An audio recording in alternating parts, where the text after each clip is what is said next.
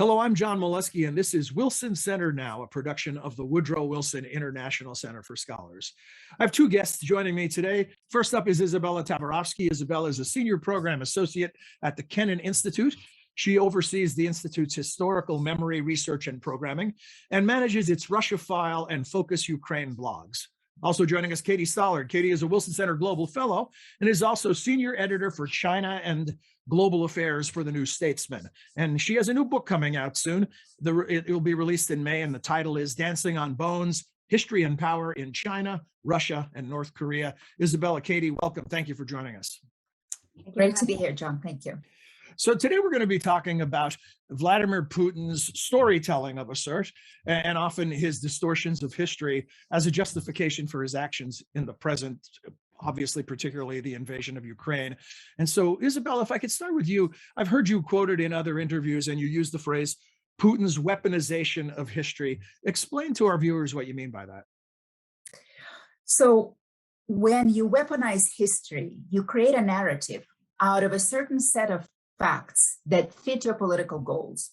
History is complex, and historians try to complexify history even more. You want to know different perspectives. You want to be telling different stories. You want to look at things from different sides. But when you're weaponizing history for propaganda, you simplify it such that facts get decontextualized, they get distorted, only one narrative is used to convey your point. And it's extraordinarily dangerous and damaging, as we can see in the current conflict. And Katie, your book is going to be looking at this in the broadest context. Almost, I know we've talked about it in the past, it's almost how nations create a mythology that then they act on. Talk about this whole idea of manipulating the past as a tool to act in the present.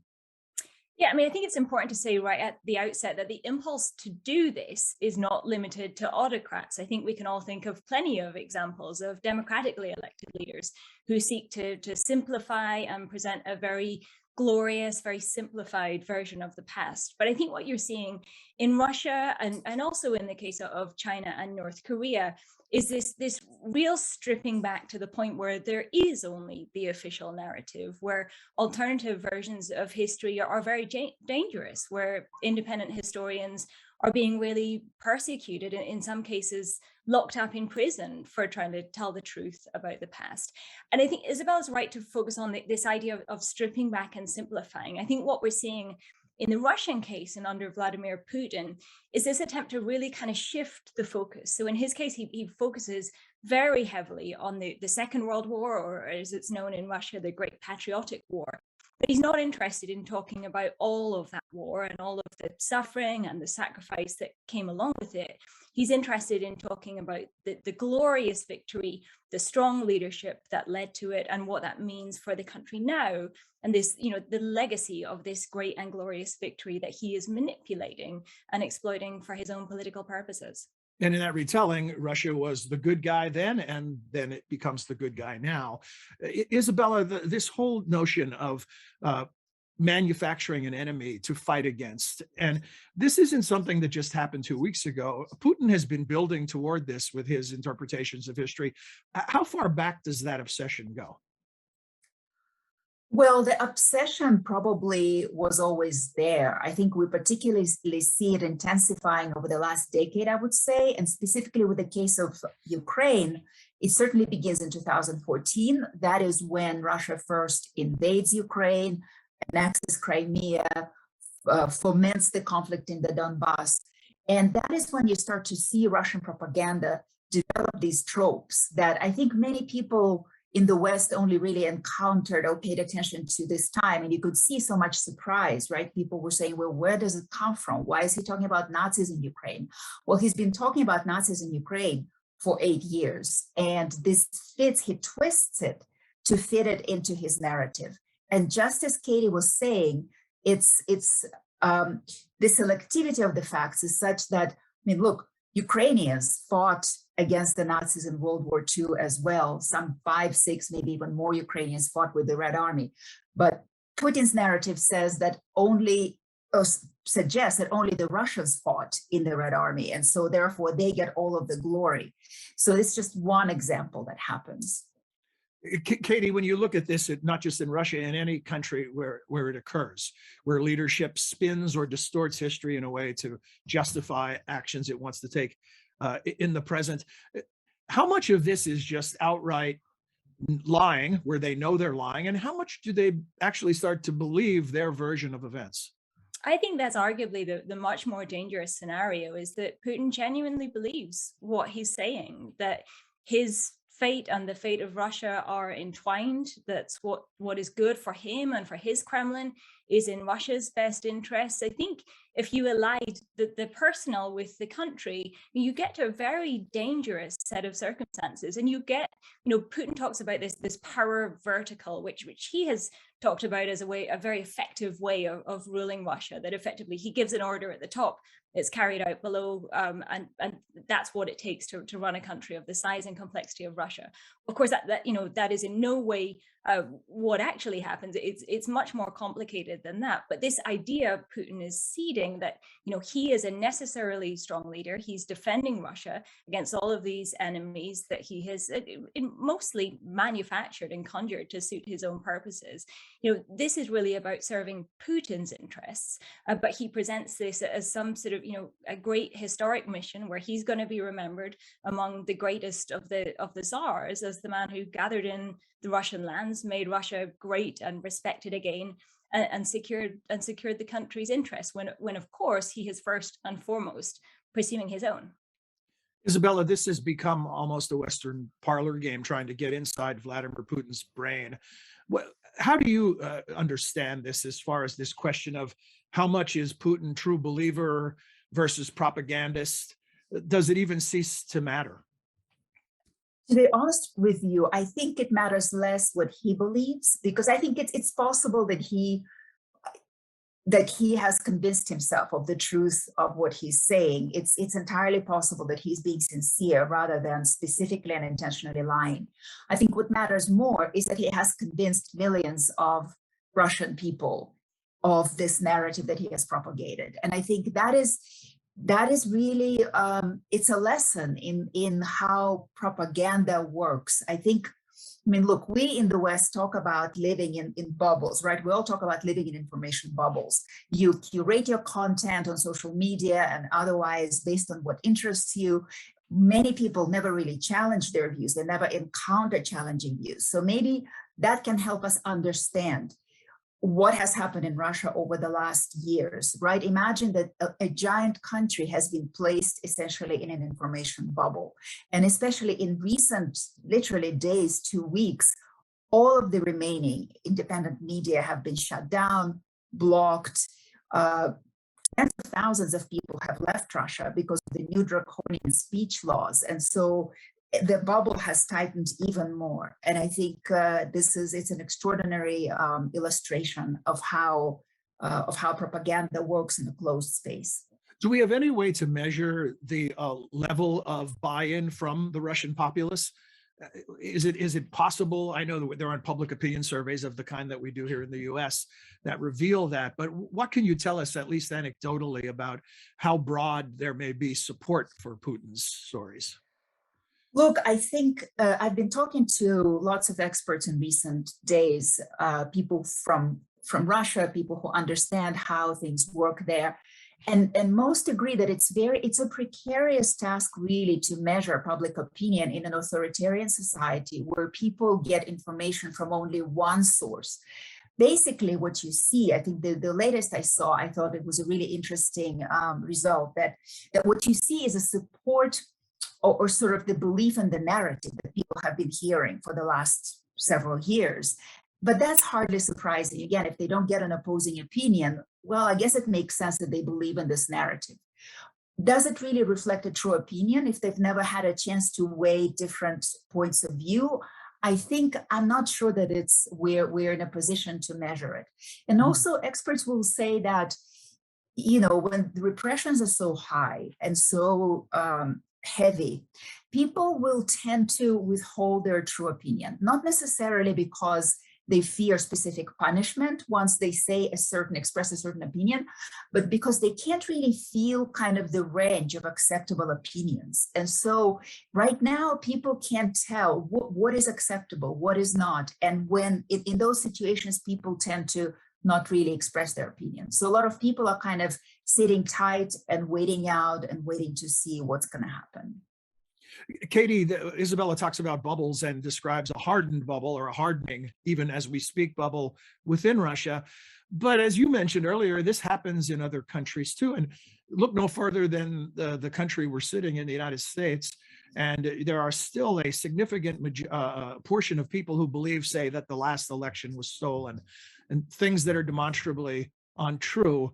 So if it can work in a place where there's free media, certainly it can work in a place where it's a tighter bubble. So how do you think about this? What's the solution? You know, as a journalist, as someone who's trying to speak truth to power, how do you work with this?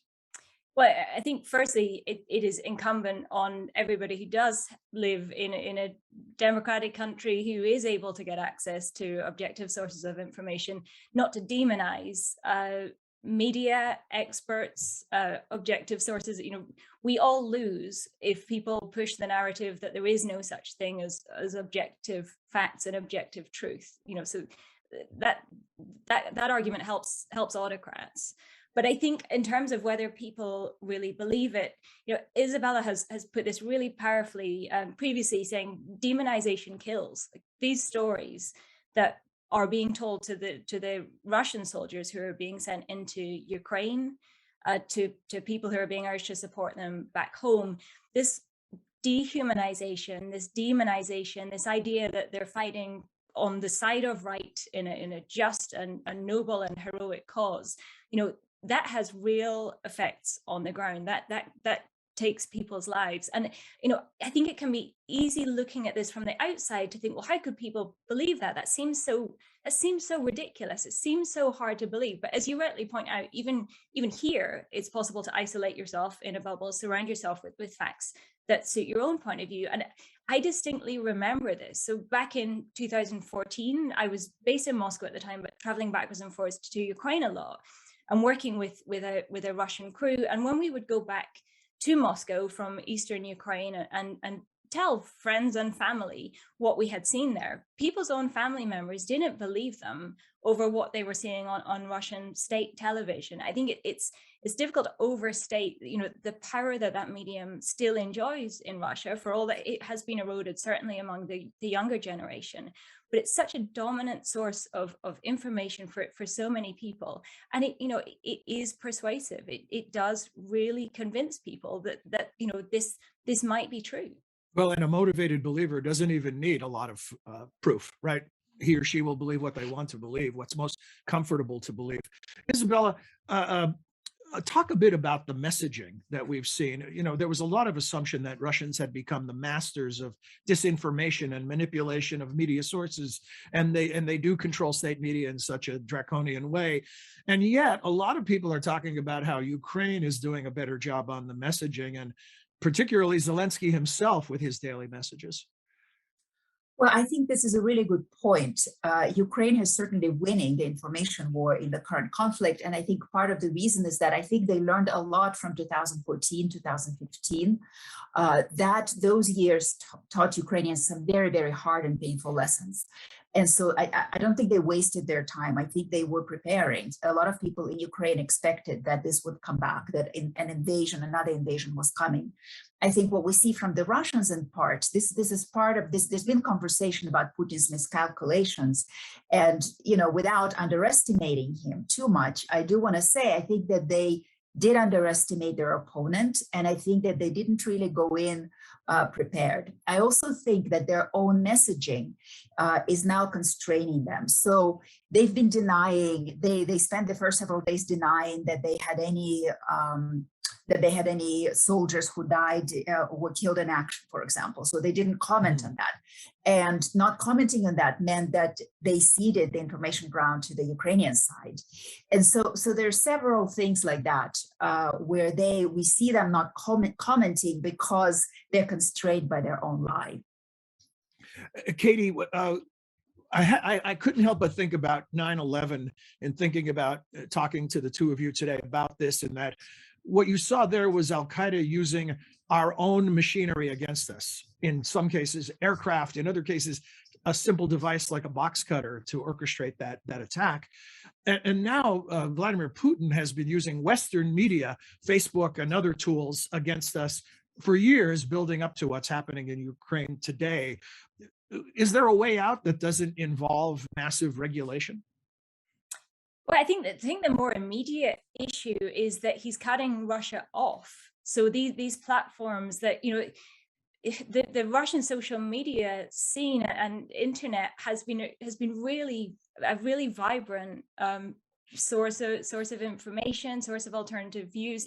For a minority, it's very much the city dwelling, more sort of middle class urban elite that have tended to use those platforms. But it has always been possible to argue that Russia's not China. You don't need a VPN to get onto Twitter and to jump over the Great Firewall. We're seeing that change now in real time. I think we're really seeing the closing off of Russia's internet, moving to much more like the model that China has, where you really need to put yourself in some danger to use these tools to get out into the wider internet. So I think the difficulty and the immediate danger here is less about Russian influence on Western social media platforms, although certainly that's not something to be overlooked. It's more about how do we get real credible sources of information into Russia, and how do you try to challenge and to counter this narrative that Putin is going to double down on. The worse this war goes for him and the more threat he feels under, the more he's going to ramp up the vilification here and the idea that he's defending Russia from these enemies. So I think it's going to be really urgent to think about, how do Western powers try to counter that, and how do they try to get real information into Russia? Izabella, your work on historical memory obviously takes time, and it takes some contemplation and looking back and considering what the evidence shows over time. So I know it's difficult to talk about something that's happening now in that context, but I'm wondering if you've begun to think about what this does to a Russian sense of identity for the individual Russian citizen, in that for all of us in any nation you live in, our historical memory is sort of the bedrock upon which a sense of national identity emerges. What is this going to do to the Russian psyche in that regard? Well, it depends on what people find out and when they encounter that information. So Putin actually, in his declaration of war, really pushed some very sensitive buttons. He did mention the great sacrifice that was required for the great patriotic war, for the great victory. And one of the reasons why he refuses to call it and insists, it's now illegal to call that war a war, right? You're supposed to call it the special military operation. And part of the reason, I believe, is because he wants to get around a very strong value that I believe exists in the Russian society, that Russians don't want to be at war, that Russians don't initiate war, Russians don't want to be aggressors. I really believe that it exists in the Russian society on a very deep level. So if and when a large a majority of Russians finds out the truth, and actually we manage to convince them and communicate this truth to them in ways that they accept, I think that could create a real shock. We see this happening to people who do see the truth, right? The opposition, the intelligentsia, the independent journalists, they're looking at what's happening, and they realize that even though they have always been in opposition, in a way, they are part of the society that has inflicted this on Ukraine, and they talk about it in terms of their own identity being violated, their sense of selves being violated, and it's a shock for them. So it could happen to the broader society. Along those lines, I want to ask both of you as a closing thought, before we go, and Katie, maybe we can begin with you. How long can the untruth survive in the face of body bags being returned, or people-to-people information sharing, all the things that are happening in Ukraine and in Russia? How long can the lie persist? Well, unfortunately, when you look at other countries I study, such as North Korea, that lie can persist for a very long time, despite some very serious human cost. I think the real danger for Putin is that in the short term, real people-to-people information, because so many Russians do have relatives and friends in Ukraine, and so many people are worried about sons, brothers, uncles being sent to fight there, that those real human connections are what undermines the national story. But then, the next level and the real question is, well, what can they do about that? As long as Putin enjoys the support of the Kremlin elite, it looks very unlikely that popular pressure is going to have much real effect in the face of the repression and the violence that he's unleashing at home. So, I hope I'm wrong, but other cases show that these sorts of lies can be sustained for a very long time with very dangerous consequences. Izabella, I often think of the line from Jurassic Park, the novel. I guess it's in the movie as well. Michael Crichton writes that life finds a way, and essentially what he's saying is, despite all the human manipulations, nature will have its say. Will truth find a way in this regard? Is it impossible for Putin and others to manipulate this forever? Well, look, a big part of me just refuses to believe that this lie can persist. I mean, I am with Katie that I think it's very hard to predict anything. In many ways, we're truly in uncharted waters here. But I do think that you do see the truth already reaching people. So, for example, and the regime starting to adjust its messaging a little bit. So, for example, just the other day, they admitted that they are using conscripts in the war. This is illegal in Russia. You're not allowed to get regular conscripts to sign contracts and go and fight in the war. It's just not allowed. So they will finally, it appears to me that there is already something happening in the society where they said, well, it's just a few, we uncovered them, we already brought them to Russia, but we know that it's not just a few, we see it, it's many, many more. If you look at the interviews with the captured Russian soldiers, you can see that they're all 19, 20, 21. So the regime is already adjusting because he sees that something is happening in the society. And I think this issue of mothers looking for their sons, it's happened in Russia before, and I think it's a force that's very dangerous, and I think the regime understands it. Thanks to both of you. For more from Izabella Tabarovsky, come to wilsoncenter.org and check out the work at the Kennan Institute. Lots of terrific content. And Katie Stallard's work can be found at the New Statesman and in the upcoming book. And Katie, when the book hits the stands, I hope you'll come back here and we get to talk about it. Well, of course, I'd love to. Great. Thanks to both of you.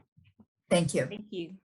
And to our viewers, hope you enjoyed this edition of Wilson Center Now and that you'll join us again soon. Until then, for all of us at the center, I'm John Molesky. Thanks for being here.